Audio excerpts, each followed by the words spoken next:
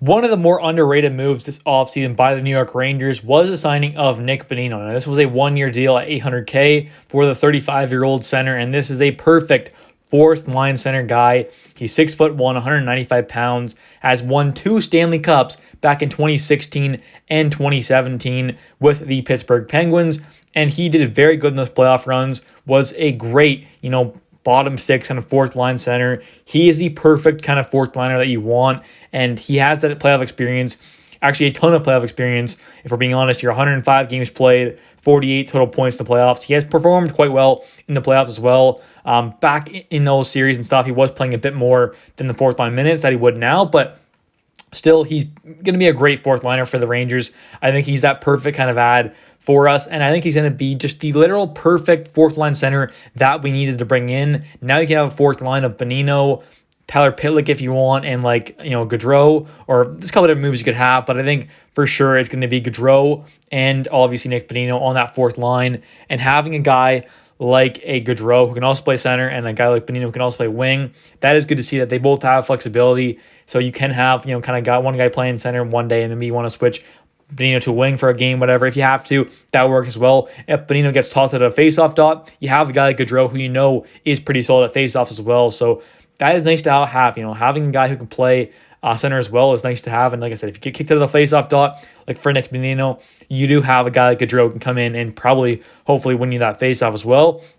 But Bonino has been a very good faceoff guy over his entire career, and that is something that the Rangers have heavily lacked, is the faceoff winning, and that is good to see that we added in a guy who is very good at faceoffs. Now, last year didn't have the best faceoff year, actually had one of the worst of his entire career, really, at a 48.2, but having a guy who had pretty much arguably one of his worst career years at faceoffs with a 48.2% on this team, we know how bad our team has been at faceoffs, so adding in a guy like that is very good. Now, he in 2021 had a 51.4 in 2020, 52.8, then 52.6, then 51.7, then 54.3 back in 2017, then 48 back in 2016, 50.4 back in 2015. Overall, he has been a very, very good face-off guy, and that is always nice to have as a guy who can win draws, and that is very, very important. So he's been, over his entire career, on average, above 50% kind of face-off guy,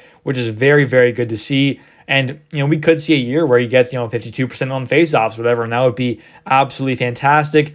He's also, like I said, a very good two-way player. His takeaway giveaway ratio is elite. It is absolutely fantastic. This past year, I had 40 takeaways, 17 giveaways, only 8 defensive zone giveaways, which is not bad at all. Last year in 2021, had 50 takeaways, 15 giveaways, which is just nuts. Back in 2020, had 22 takeaways, 8 giveaways. Back in 2019, had 46 takeaways, 22 giveaways. He also blocks a lot of shots. This past year had 79, then 102, then 50, then 89, then 70, 72, 99, 67. He blocks a lot of shots, gets a lot of takeaways, doesn't have a lot of giveaways, doesn't have a lot of defenses and giveaways, and can win draws.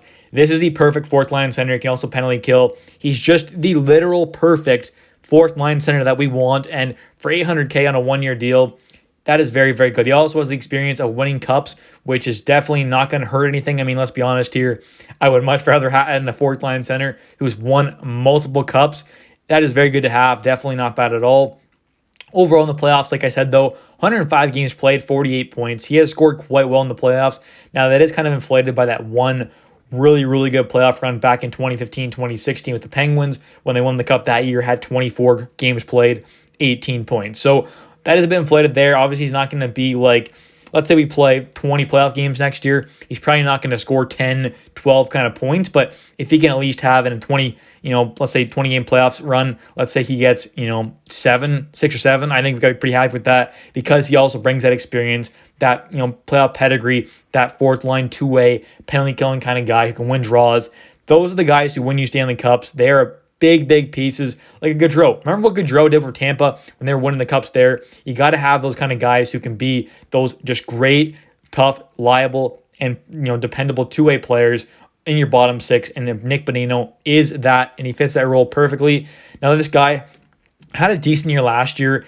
In 62 games played, had 19 points, 10 goals, 9 assists. He can definitely score the puck here and there.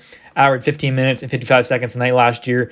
Probably a little less than that this year, but I would say something around there. 15 minutes is probably what he's going to average. But overall, he's going to be the perfect fourth line center for this team. And I could see him averaging anywhere from 25 to 35 points, something around there. Maybe 10 to 15 goals, 10 to 15 assists, something like that is definitely quite realistic for a guy like Nick Bonino. But anyways, guys, thanks for watching. Hope you guys have enjoyed it. If you have, please smash the like button and definitely comment down below your guys' thoughts on, personally, I think one of the most underrated moves by the Rangers this offseason, Nick Bonino, the perfect fourth line center.